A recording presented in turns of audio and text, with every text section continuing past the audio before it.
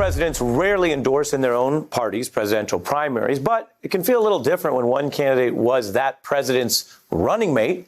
And it can feel even more different as the race whittles down to that running mate against one opponent who isn't even a longstanding member of the Democratic Party.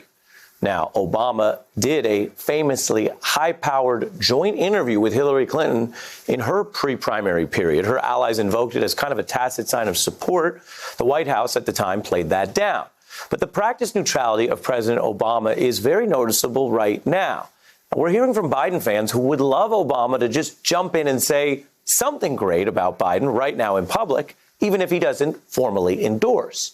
Meanwhile, former Obama campaign manager David Plouffe, who is now an MSNBC analyst, recently told us that's exactly the opposite of how Obama views his influence. And a public thumb on the scale for Biden could only backfire as well, or carries that risk, with Sanders supporters demanding an even playing field.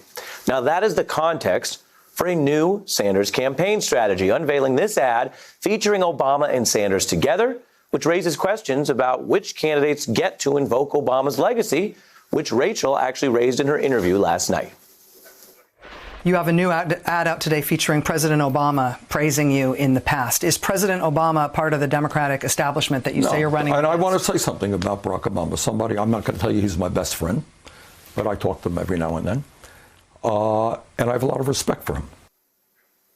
Washington Democrats aren't really buying this line from Sanders, and they argue that whatever he says, running against the Democratic Party itself, includes running against its most recent and most popular leader.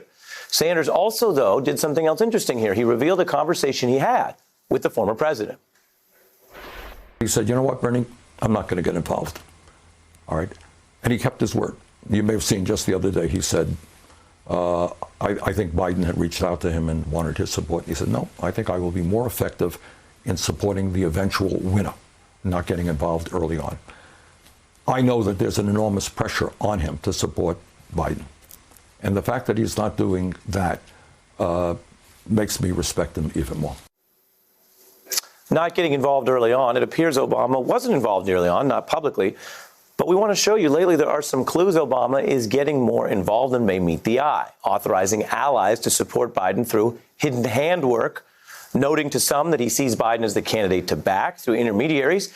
And then he took the time to talk to Buttigieg and discuss a potential Biden endorsement in a way that we clearly read as supportive without formally telling Buttigieg what to do. And then Obama also speaking with Biden right after he won South Carolina. All of this adds up to Obama being somewhat involved while walking a subtle line. Now, the fact that Sanders and Biden are both crediting Obama even as he does this and still seeking his support is just a reinforcement of both Obama's deft political touch and the obvious goodwill he retains in this Democratic Party.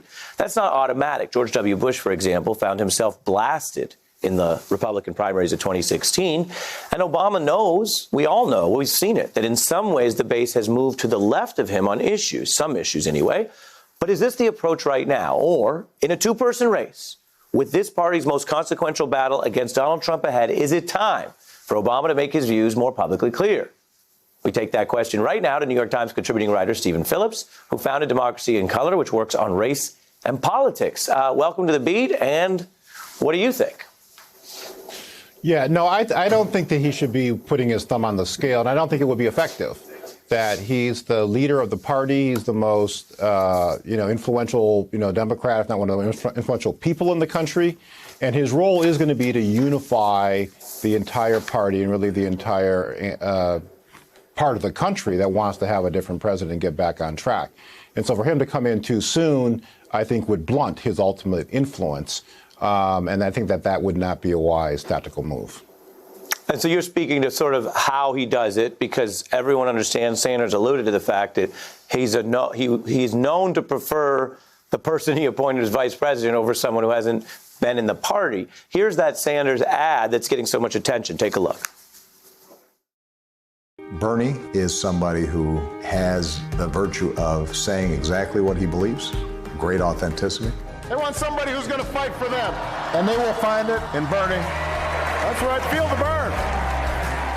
I'm Bernie Sanders, and I approve this message. Feel the burn. Your thoughts? Yeah, no, it's amusing at some level, but it's great, you know. And I think that it is important to recognize, and I think that's something people have to come to terms with, is the generational enthusiasm that's playing out in this race, and that the level of support that Bernie is getting from younger voters across all races is phenomenal. And so it would be not wise at all to be trying to do anything that would alienate that grouping prematurely. Now, at the same time, Biden doesn't really need Obama's endorsement any more than he already has it.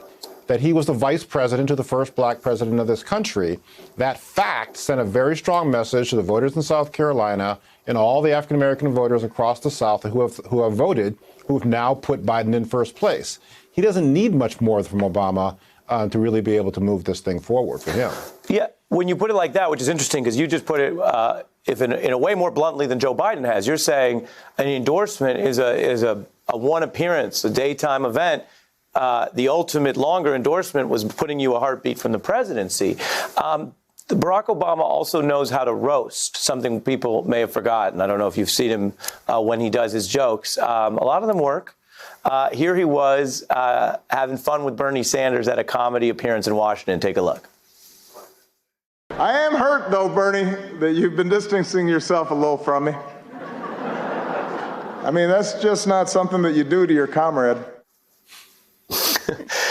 There is this part of it, I wonder, and as my final question to you as a student of politics, a lot of Washington Democrats, whether they were right or wrong, didn't take Sanders seriously for a long time. We've covered on this show the serious support he has, and a lot of people who believe in him and his movement. But that's the other tension here, and it goes both ways, because Sanders is now claiming he's tight with Obama. We don't have evidence they were all that tight back then. No, we don't. And ultimately, I don't think it's just a question of the relationship to that particular person. It's what's your relationship to the parts of the coalition that put Obama into office. And so obviously Biden has had very strong support among African Americans, but people cannot dismiss that Bernie has done very well with Latinos and with younger people, which are also cornerstones of the Obama coalition. So that's why for Democrats to win, all of that is going to ultimately have to come together, because Bernie and Biden have different parts of the Obama coalition, and that's got to get unified to win in November. Really interesting points as well. And you're speaking also about how do you compete while showing some respect, which is a feature of most successful primaries. Can I give a shout out to your podcast, Steve? That would be great. New episode dropped today. New episode dropping, Democracy in Color with Steve Phillips. Get it wherever you get your podcast. Thank you, sir. Thanks for having me on. Hey, I'm Ari Melber from MSNBC. You can see more of our videos right here, or better yet, subscribe to our YouTube channel below. You could have been anywhere in the world, but you're here with us, and we appreciate that.